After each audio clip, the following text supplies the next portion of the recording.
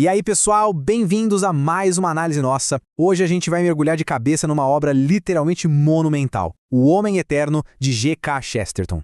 Sabe, em vez de ser só mais um daqueles tratados teológicos super complexos e difíceis de ler, esse material traz uma investigação histórica simplesmente fascinante. E o mais legal, ele vira de ponta cabeça absolutamente tudo que a gente acha que sabe sobre a nossa própria trajetória nesse planeta. Vamos lá?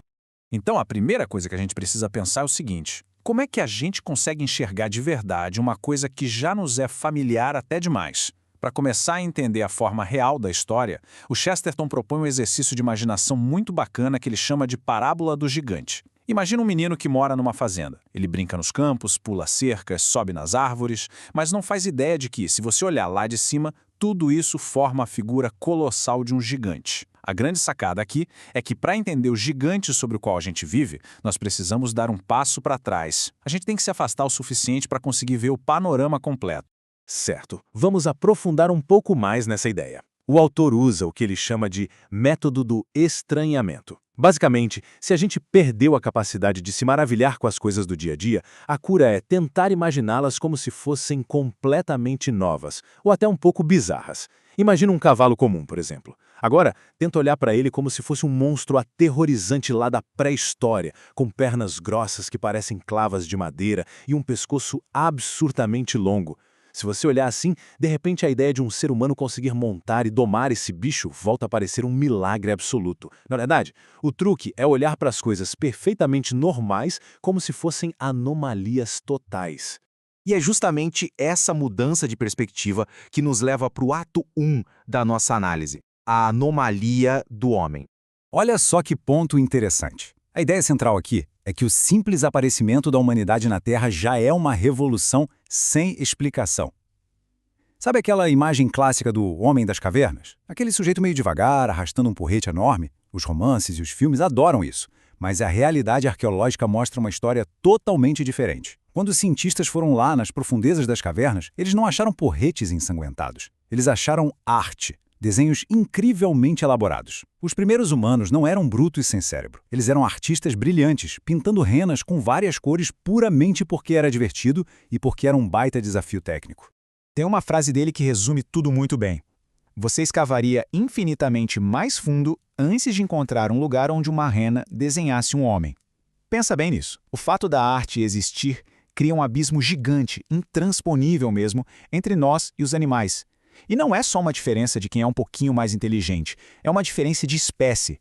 Ninguém sai cavando por aí achando que o macaco mais esperto do bando de repente resolveu pintar um quadro. A criatividade, essa faísca criadora, é a nossa assinatura definitiva no universo. E aí, quando a gente finalmente encontra aqueles primeiros registros históricos conectados, tipo o Egito Antigo ou a Babilônia, é como se a cortina do teatro se abrisse para uma peça que já estava rolando há muito tempo. A grande verdade é que a civilização é muito, mas muito mais antiga do que os registros humanos que chegaram até nós. Essas primeiras sociedades já eram super complexas e avançadas muito antes de alguém ter a brilhante ideia de inventar a escrita formal. Mas como será que essa humanidade antiga tentava explicar o mundo e a sua própria existência? O autor divide as crenças antigas não por mapa, mas em 4 estados psicológicos. Primeiro, a intuição original de um Deus único, o monoteísmo, que muitas vezes acabava esquecido. Depois, a mitologia criativa, cheia de deuses locais. Em terceiro, a superstição pura e pragmática ligada aos demônios. E, por fim, a tentativa de entender tudo pela razão, que era o caminho dos filósofos. A diferença entre essas crenças é chocante, para dizer o mínimo. A mitologia era quase como um devaneio, uma poesia, onde os deuses se misturavam com a natureza, sabe? Mas em um contraste muito pesado, a adoração a demônios era puro desespero e pragmatismo sombrio. É surreal pensar que culturas riquíssimas, supercivilizadas e refinadas como Cartago achavam normal adotar um horror absoluto, como atirar crianças em fornalhas gigantes para agradar deuses utilitários como Moloque. É um choque de realidade sobre o que uma civilização sem limites pode fazer. E no meio de todo esse caos e misticismo popular, onde é que estavam os filósofos? Estavam totalmente na deles. É fascinante perceber que gênios antigos como Platão ou Aristóteles viviam praticamente no mundo à parte da religião que as massas seguiam. Enquanto o povo contava mitos e fábulas, a filosofia tentava entender o universo desenhando mapas lógicos, usando única e exclusivamente a força do intelecto. Eles buscavam a verdade através de mapas e não através de mitos. Com esse cenário de fundo todo montado, a gente sai lá da pré-história e chega no ato 2, a anomalia de Cristo. A narrativa nos chama a atenção para uma simetria que é poética demais para ser ignorada. Pensa na ironia absoluta do relato cristão. O suposto criador de tudo não nasce num palácio rodeado de ouro, mas sim numa caverna subterrânea que servia de estábulo. A imagem do dono das estrelas nascendo com mãozinhas que mal conseguiam alcançar a cabeça das vacas e das ovelhas, e isso simplesmente pegou todo o entendimento que o mundo pagão tinha de poder e virou de ponta cabeça.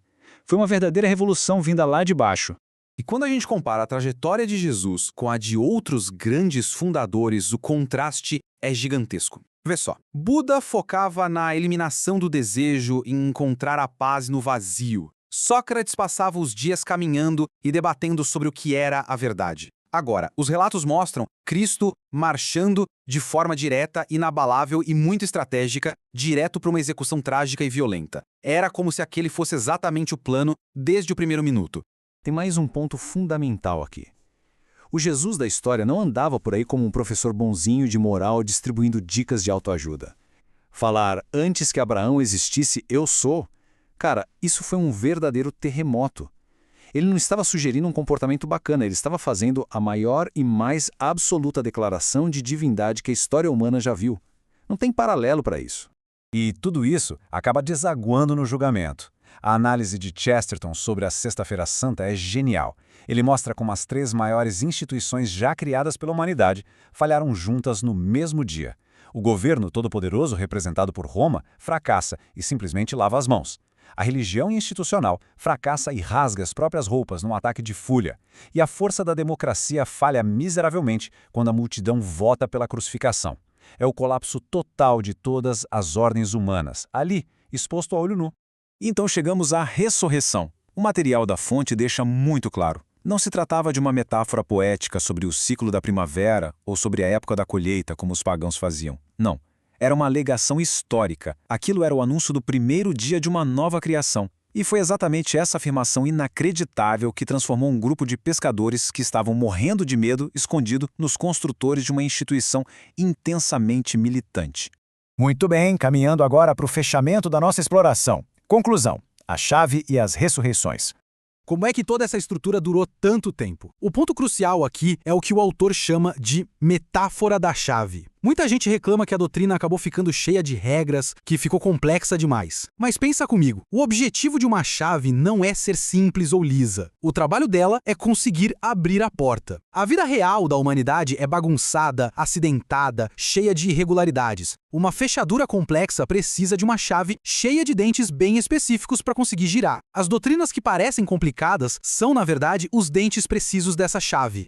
E a instituição só sobreviveu porque não pegou os atalhos fáceis. Ela distribuía a pancada para todos os lados, recusando simplificações, teve que combater o pessimismo profundo dos maniqueus, que achavam que o mundo físico era um lixo, depois bateu de frente com o racionalismo extremo dos arianos e também não cedeu ao monoteísmo super simplificado do Islã. Em vez de ir para o caminho mais fácil, eles lutaram com unhas e dentes para manter um equilíbrio intelectual perfeito. Se a gente olhar para a linha do tempo da história, Chesterton nota um ciclo que chega a ser irônico. A igreja parecia que ia morrer de velhice em várias épocas. Aconteceu lá no século IV com o arianismo, aconteceu depois no iluminismo e de novo no século XX com o secularismo. Mas a grande loucura é que toda vez que os críticos faziam um atestado de óbito e diziam "agora acabou de vez, já era", a fé dava um jeito de explodir e ressuscitar com uma força e uma juventude impressionantes.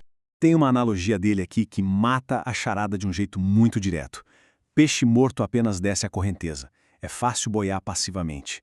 Só o que está vivo de verdade consegue nadar contra a maré. Para o autor, o simples fato de que a instituição conseguiu, repetidas vezes, ir contra o fluxo da história, batendo de frente quando todo mundo achava que o jogo tinha acabado, é a prova cabal de que existe vida pulsando lá dentro. E para a gente encerrar, eu deixo vocês com a grande e inesquecível provocação da obra. Se essa história toda, com todas as suas anomalias, fosse apenas uma grande enganação, um delírio inventado pela cabeça humana, como é que ela conseguiu ser o elemento que mais trouxe sanidade e lucidez para um mundo completamente louco por mais de 2000 anos? Como uma loucura dessas ancorou a civilização real? Bom, fica aí a reflexão. Agradeço demais por acompanharem essa análise de hoje. Espero que tenha virado algumas chavinhas por aí. Um grande abraço e até a nossa próxima exploração.